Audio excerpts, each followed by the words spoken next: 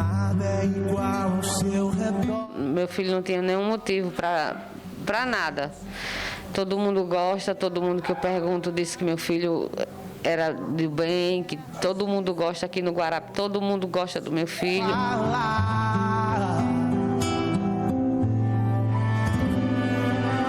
Oh, meu Deus. O carro que ele tinha alugado para trabalhar foi encontrado em chamas. Eu tenho muito apoio dos amigos, eles estão me ajudando muito, toda a população do Guarapi, e que ele fique forte, porque a gente vai encontrar ele de qualquer maneira, e que dizer que eu amo demais ele. A vítima estava vestida com uma camisa polo de cor cinza, calça moletom e calçava um tênis. As mesmas características do motorista de aplicativos Arley Diego, de 24 anos, quando desapareceu na noite do sábado, dia 18. O caso do motorista Arley Diego pode ter sido encontrado ontem enterrado na comunidade da África depois de mais de uma semana desaparecido. A angústia por notícias do paradeiro do motorista de aplicativos Arley Diego, 24 anos de idade, pode ter acabado, mas não de uma forma feliz. Ontem, à noite, a polícia seguiu a informação repassada de forma anônima e encontrou o corpo de um homem enterrado em uma área de dunas na comunidade da África, na Redinha. Axon Freitas, nosso repórter, acompanhou o trabalho da polícia e o caminho que teve que ser percorrido até encontrar a vítima. Acompanhe agora, vá. Nossa equipe recebeu as informações de que policiais realizavam buscas em uma área de mata e dunas. PMs procuravam o corpo de Arley Diego, de 24 anos, um motorista de aplicativos que saiu há 10 dias para trabalhar e não voltou mais. Nós acompanhamos todo o trajeto da rua São Marcelo, na comunidade da África, até o local onde o corpo estava. Passamos por áreas de difícil acesso e a única luz durante a noite era da lua. A equipe do Patrulha da Cidade está aqui nessa área de dunas, em uma trilha, porque a Polícia Militar conseguiu localizar um corpo em avançado estado de decomposição aqui na duna, que fica próxima à comunidade da África. É um local de difícil acesso. Os militares, eles encontraram esse corpo no final da tarde. Agora já é o começo da noite. A gente está aqui aguardando o corpo de bombeiro chegar. E esse local fica a mais ou menos 400 metros de onde estão as casas. A gente teve que subir um morro, descer o outro, vai passar também por um rio e entrar numa trilha. E entrar nessa trilha para chegar até o local onde está esse corpo. Inicialmente, os policiais militares estavam aqui porque havia informação que o corpo de um motorista de aplicativos que está desaparecido há cerca de 15 dias estaria nessa área. E há alguns dias os policiais militares fazem buscas aqui nessa região para tentar encontrar o corpo desse motorista de aplicativos. A gente lembra que poucos dias após ele ser desaparecido, ele saiu de casa para fazer uma corrida e a partir daí desapareceu. O carro dele foi encontrado em Santa Rita, mas nada do motorista de aplicativos. Família apreensiva. A gente por aqui por enquanto não tem como confirmar se é o corpo do motorista de aplicativos, mas a gente vai seguindo os policiais militares, a equipe que está mais à frente, porque este foi o local onde uma pessoa provavelmente passou os seus últimos momentos de vida antes de ser executada. Os militares aí da Força Tática do 4º Batalhão, os policiais militares do patrulhamento de área estão nessa região para, inclusive, garantir um enterro digno à família desse rapaz que foi encontrado aqui sem vida, próximo à comunidade da África. Eles estão sinalizando com a voz para outra equipe de policiais militares que já está lá no local onde o corpo foi encontrado. Em uma cova rasa, os militares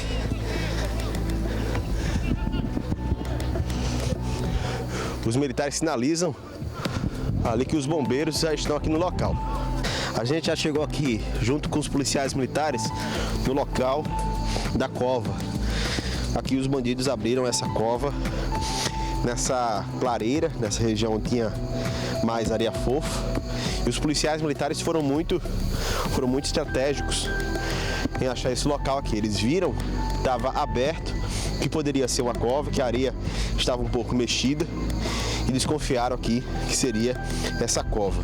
E aqui a gente vê que eles cavaram bastante para enterrar esse corpo. Segundo os policiais militares que encontraram este local, eles disseram que os bandidos ainda colocaram cal em cima da terra, em uma parte mais embaixo da região onde eles cavaram. A gente vai mostrar inclusive ali, ó, essa parte branca que o cinegrafista Maurício Teixeira está mostrando, é o cal que os bandidos colocaram para disfarçar o mau cheiro, para evitar que alguém encontrasse o corpo. Mas os policiais militares, após esse trabalho duro de buscas nessa região, eles não desistiram desse trabalho, conseguiram encontrar essa cova. Agora aguardar a chegada do Corpo de Bombeiros, do ITEP e da Polícia Civil para iniciar uma investigação. Olha, a gente volta com a continuação dessa matéria, porque eu quero ir agora, ao vivo, Rogério Fernandes. Os shoppings acabam de reabrir depois de 4 meses, depois de 17 de março. Rogério Fernandes está na frente do Midway Mall. É contigo, como é que está a situação, a movimentação? O pessoal está segurando aí o distanciamento, Rogerão? Boa tarde. Ok, Ciro, muito boa tarde a todos ligados no Patrulha. Chega nesse ponto aqui, não há nem como segurar muito. A fila já dispersou a partir daqui, muita gente está entrando. O nosso limite aqui com relação a imagens aqui do Midway, ali na frente, na entrada, pela lateral aqui da Bernardo Vieira, que dá acesso também ao estacionamento, há o pessoal do Bombeiro Civil verificando a temperatura de cada pessoa que tem acesso. Além do álcool em gel também, que é colocado. Então a entrada é lenta, é um pouco mais tranquila. A gente vai tentar mostrar aqui com Elias Fernandes. Vamos para cá, Elias, um pouquinho aqui. A gente vai tentar mostrar aqui rapidinho, passando para cá, para que a gente possa ver aqui, ó, o acesso. Esse aqui, lá à frente está o pessoal do Bombeiro Civil, verificando exatamente a temperatura de cada pessoa que tem acesso aqui ao shopping. Eu acho que dá para a gente chegar aqui, na marcação, aqui ó, distanciamento seguro, tem que ficar pisando exatamente aqui de um para o outro, passando aqui, até ter o acesso pela lateral aqui do shopping.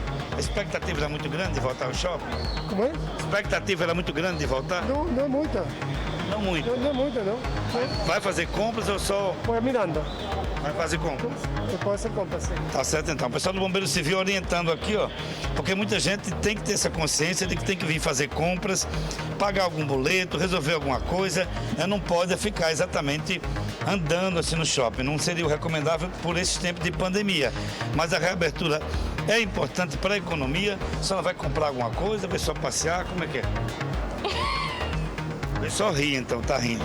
Tá certo, então, por favor, continue. Então tem isso também, não acontece. A pessoa tem que vir para cá e não tem o que fazer, vai rir. É natural. Vamos ver aqui como é que tá a fila, aqui na frente. Olha só, acabou. Por esse lado aqui a fila dispersou. Agora há uma outra fila, bem menor ainda, pela Avenida Salgado Filho. Aqui o Shopping Midway reabriu, portanto, 4 meses depois. Os bombeiros civis orientam cada pessoa que tem que cumprir essa marcação. Lembrando também que o funcionamento é de agora até 8 da noite. Até 8 horas. A entrada é verificada a temperatura, colocada álcool em gel. Esse distanciamento para entrar sempre tem que acontecer, mas foi uma abertura com uma rapidez incrível pelo tamanho da feira, viu, Ciro? Foi muito rápido, consegui entrar aqui no Midway, aqui em Salgado Filho, Bernardo Vieira. Algumas lojas aqui já estão funcionando, supermercados, o estacionamento está lotado. A gente tentou, inclusive, conseguir uma vaguinha, não foi possível, continua muito intensa. Aqui na lateral, pela Bernardo Vieira, dá a impressão de que está tudo normalizado, né? Com o pessoal que foi aqui entrega delivery, faz o delivery, os motoboys, muitas pessoas chegando. Daqui a pouco a gente volta com outras informações com a reabertura dos shoppings em Natal pelo decreto municipal. Ciro. Obrigado, Rogério Fernandes. Obrigado, Rogério Fernandes. Que bom, fico muito contente com as pessoas agora que voltam também tentando voltar à sua vida normal e principalmente aqueles que estavam em casa, alguns desempregados, voltam a trabalhar hoje, agora que possam sim utilizar todas as medidas de segurança sanitárias, principalmente para que a gente possa depois dizer, vai ter agora um lockdown, vai ter que fechar, toque de recolhimento. Não, vamos tentar ser honesto consigo mesmo, tá? Consigo mesmo, para que a gente possa sim voltar à normalidade. Agora eu vou voltar ao caso Arley Diego. O motorista do aplicativo que o corpo foi encontrado ontem à noite, 99% de chance de ser dele, sim. Foi preciso um trabalho intenso, cuidadoso para cavar o local onde o corpo estava enterrado. A vítima estava com marcas de tiros e o local foi preparado para não atrair suspeitas. Axon Freitas no Havaí. Após as equipes dos bombeiros e TEP de HPP chegarem no local, acompanhamos também todo o trabalho de retirada. Segundo a perícia, o corpo estava enterrado a pouco mais de 1,5 metro e a vítima estava como se estivesse sentada e com marcas de disparos. A maior dificuldade foi retirar o corpo do local. Os agentes de criminalística tiveram que percorrer mais de 300 metros em um terreno com muitos obstáculos. Muito árduo esse trabalho. Área de dunas, à noite, matagal, dificulta muito o trabalho da gente. Isso era para ser uma perícia durante o dia. Mas já que foi à noite e as equipes estavam todas mobilizadas, então tivemos que vir e fazer o trabalho, né? E como é que estava o corpo quando vocês encontraram lá? Quando a gente chegou, estava enterrado ainda. Aí começando a escavar, aí foi aparecendo o corpo. Marcas de disparos? Vários disparos. A vítima estava vestida com uma camisa polo de cor cinza, calça moletom e calçava um tênis. As mesmas características do motorista de aplicativos Arley Diego, de 24 anos, quando desapareceu na noite do sábado, dia 18. No local do crime, o único vestígio encontrado foi essa caixa de cigarro. Arley Diego saiu para trabalhar em um HB20, alugado. No mesmo dia em que desapareceu, poucas horas depois, a polícia encontrou o veículo, que foi incendiado na praia de Santa Rita. O objetivo dos bandidos era não deixar pistas. Nenhum outro pertence de Arley foi encontrado. Desde então, a família procurava por respostas para tentar entender o que teria motivado um crime tão cruel. O jovem de 24 anos já participou do Desbravadores, grupo de escoteiros da Igreja Adventista do Sétimo Dia, com Gabriel, de 18 anos, que também ficou desaparecido por 10 dias e encontrado morto em uma zona de mata em São José de Mipibu. Gabriel e Arley moravam no Guarapes, zona oeste da capital. Ainda não se sabe se há qualquer ligação entre os dois casos. Falando nos dois casos, sobre o Giovanni Gabriel, o que a polícia tem a dizer até o presente momento? Não falaram absolutamente nada. A gente vai aguardar até que o caso seja esquecido. É o que estão querendo. Ou querem botar papinha na boca do neguinho? Continuar falando sobre o caso do Arley. Sérgio Costa conversa agora com o diretor do ITEP, Dr. Marcos Brandão, sobre os procedimentos que estão sendo adotados para identificar cientificamente o corpo encontrado enterrado na Ritinha. Sérgio, é contigo, meu irmão. Boa tarde.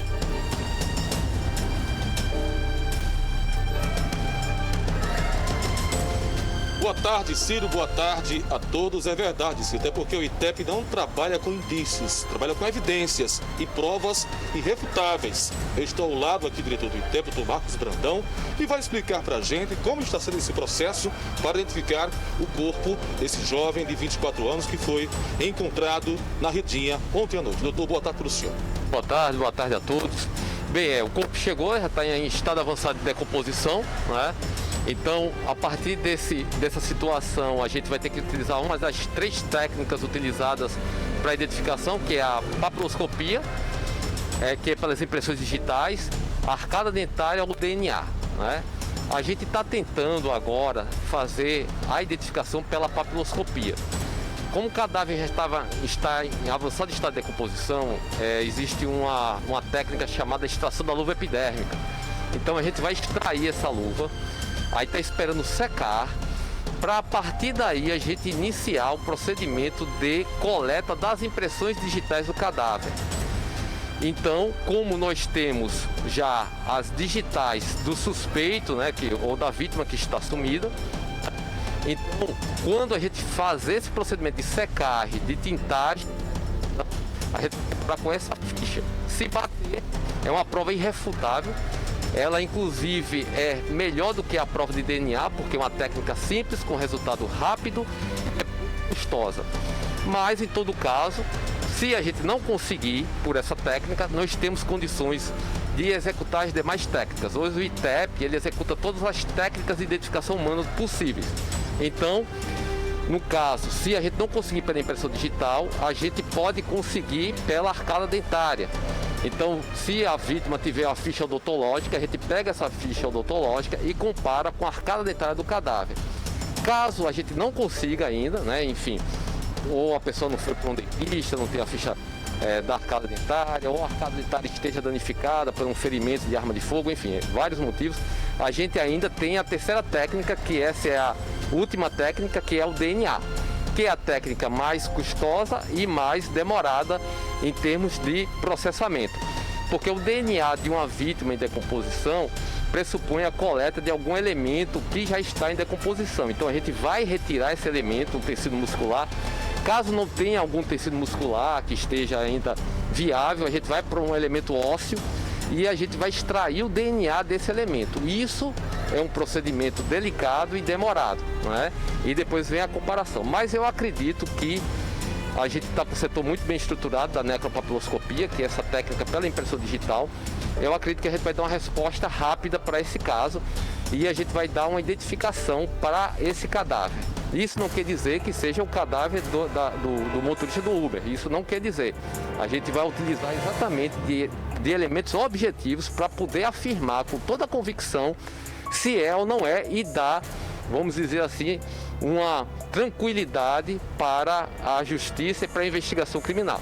Então a gente está trabalhando intensamente nisso, nossa equipe é muito bem treinada, a gente está com todas as técnicas possíveis com esse caso e eu acredito que a gente vai ter em breve a gente vai ter uma resposta. Doutor, rapidamente aqui, eu acho que o senhor pode ter tido até um contato com no caso com os outros peritos, chegou alguma informação para o senhor?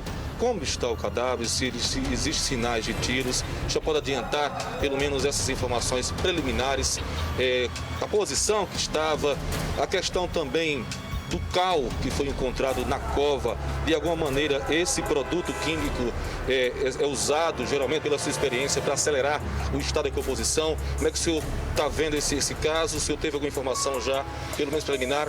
Olha, em relação ao caso específico, a gente prefere não se posicionar considerando que é um cadáver já em avançado estado de decomposição.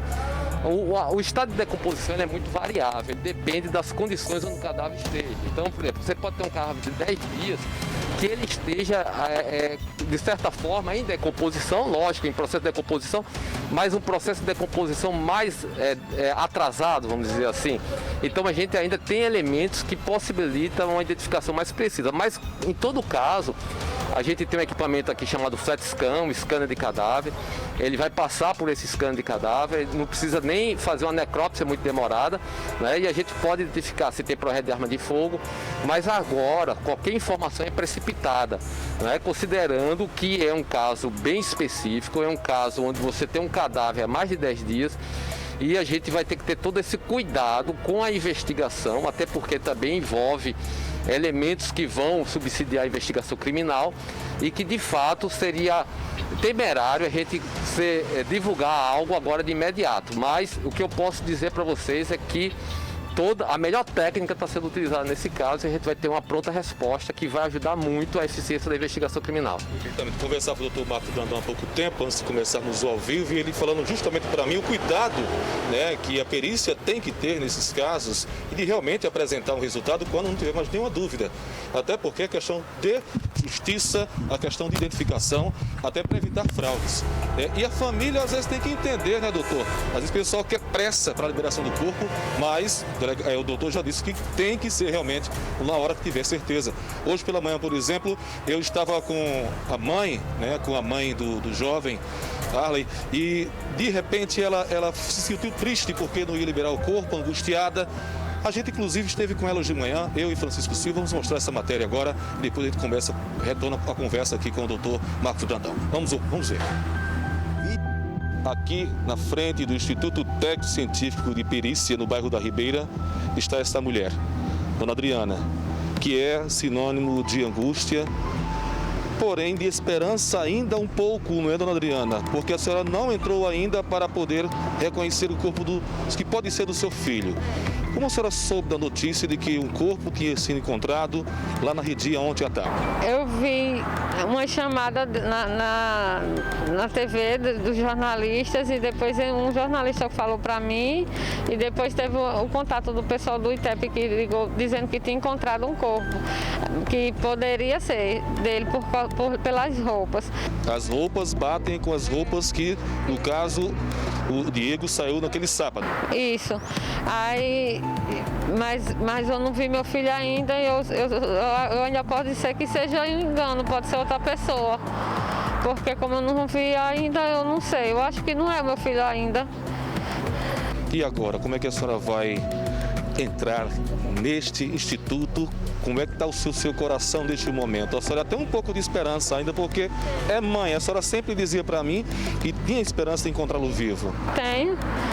Entrar pegada na mão de Deus, com muito medo do que eu vou ver, mas eu não posso deixar de ver meu filho, eu tenho que ver se é ele.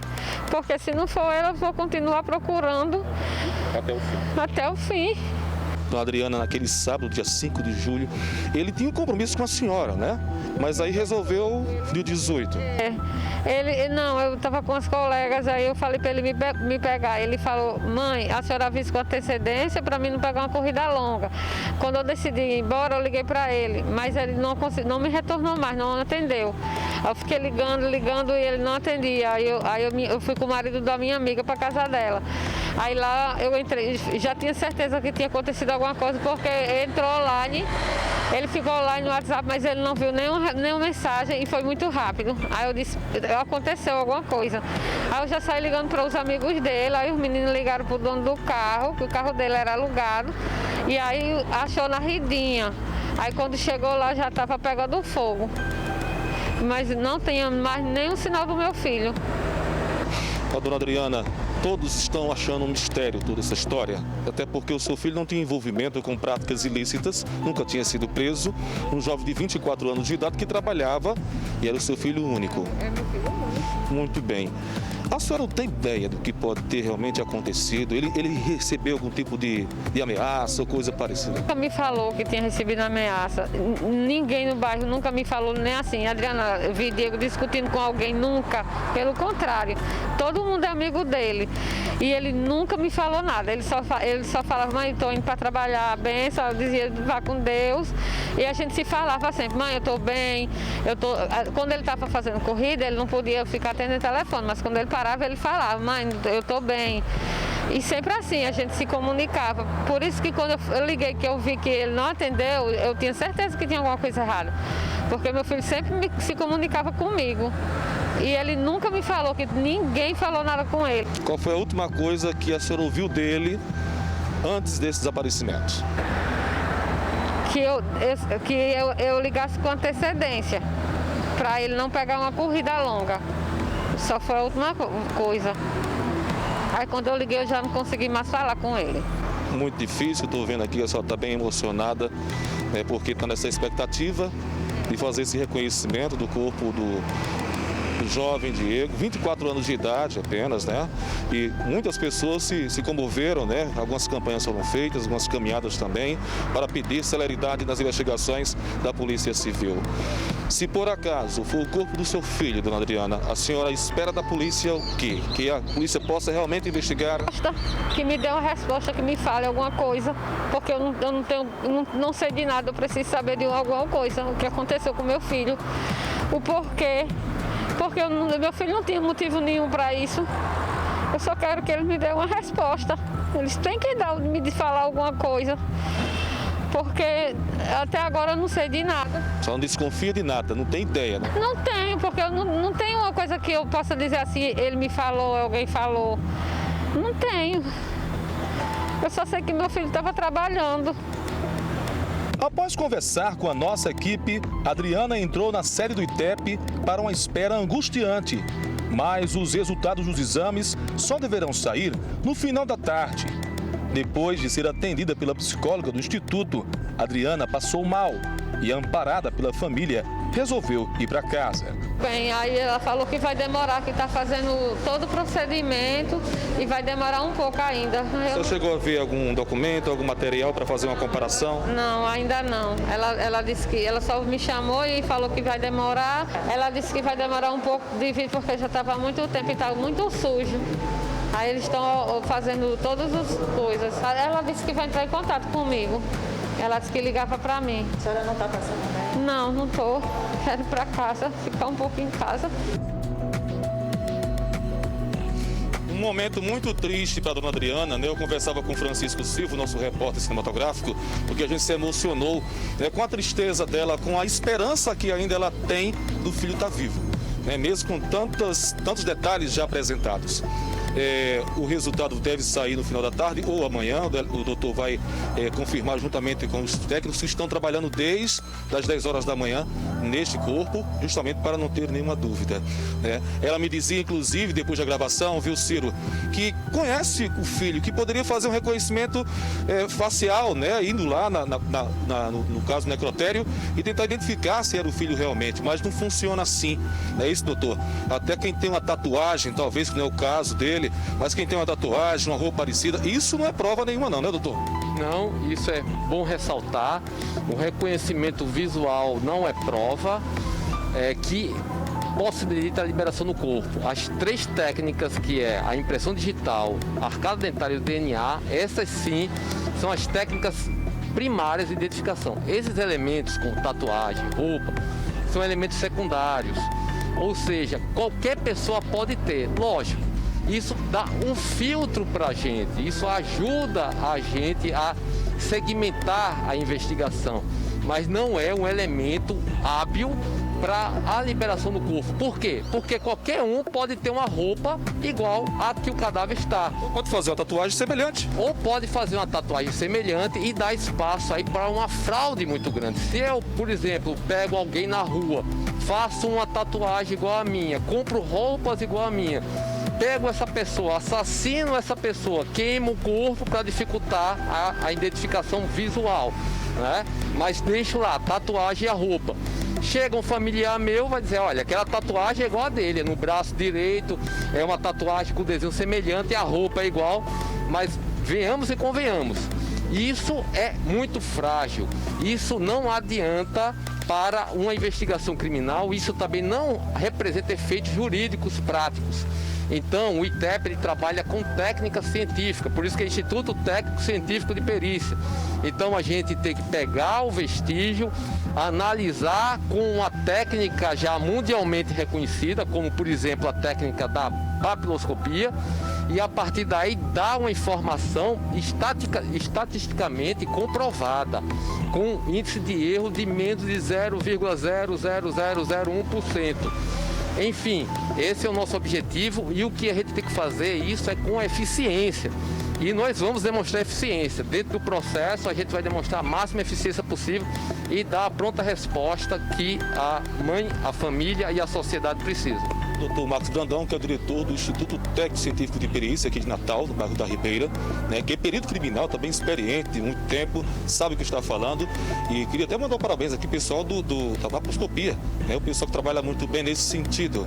Ciro Robson quer fazer uma pergunta para o senhor, doutor. Ele vai perguntar agora, eu vou repassar a pergunta para o senhor. Pois não, Ciro? Ô Sérgio, a gente sabe dessa dificuldade e sabe que é o que tem que ser feito de praxe. Agora, por exemplo, a documentação para liberar o corpo. O cidadão está com todos os documentos dentro da carteira. Se o carro foi pegado fogo aí, tocaram fogo no carro, no caso. Os documentos estavam juntos. Não se tem um documento do cara em casa. Qual a situação? Se não se tem documento em casa, porque o documento estava junto com a vítima. E aí o documento sumiu, desapareceu. É necessário que a gente tenha que ter um documento em casa de reserva, caso aconteça um sinistro, esgotando todas as alternativas, exatamente. O que é que se faz? Só com arcária dentária, com DNA, é só isso? A documentação é necessário. Nesse caso, o cara desapareceu com a documentação. Faz o quê?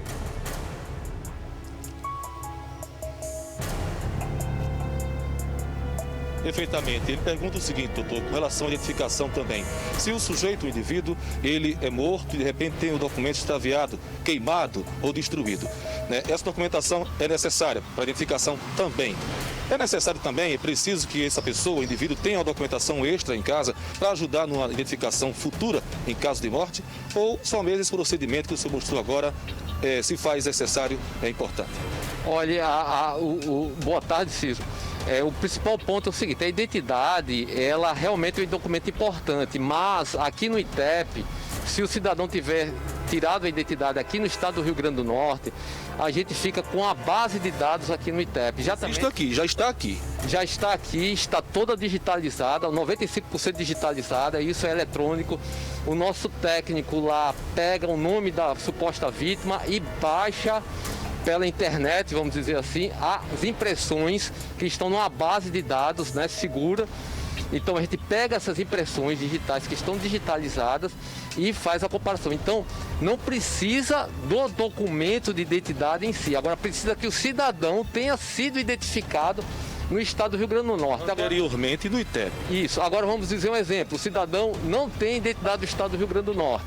Então a gente tem convênios com os outros estados, porque as bases de dados são diferentes e a gente consegue obter a ficha de identificação de outro estado. Então, é aquela história. Lógico, um documento de identidade já ajuda, é um filtro já importante. Mas caso o cidadão não tenha, a gente tem nossa base de dados. Caso o cidadão não tenha sido identificado no estado do Rio Grande do Norte, a gente tem esse leque de opções e consegue dar resposta. Agora, se o cidadão não tiver nenhum tipo de identidade, aí de fato não tem como sair pela papiloscopia. Então a gente vai para as outras técnicas, como eu disse, que é a arcada dentária. Agora o cidadão precisa ter ido ao dentista alguma vez na vida e feito a ficha odontológica, ou então, o último caso, o DNA. Doutor Marcos Brandão, obrigado pela sua participação ao vivo aqui no Patrulha, pelos esclarecimentos, as informações importantes. A gente tomou conhecimento que no local, né, foi apresentado aí o corpo, que quando foi encontrado existiam algumas marcas, possivelmente de arma branca, né, e muitos tiros na região do peito e da cabeça do jovem de 24 anos que acabou sendo vítima, possivelmente o corpo do Arley. A gente fica na expectativa aqui que o corpo seja liberado ainda hoje, pelo menos essa é a expectativa também do diretor do ITEP, e o trabalho está sendo feito. Certamente os familiares irão sepultar o corpo desse jovem Uber nas próximas horas. Ciro Robson, aqui do ITEP, segue com você. Obrigado, Sérgio. Agradecer e parabenizar a Força Tática do 4º Batalhão, que começou aí a escavação antes do Corpo Bombeiro ITEP chegar lá no local. Parabéns a essa turma boa que eu quero bem, turma da Polícia Militar.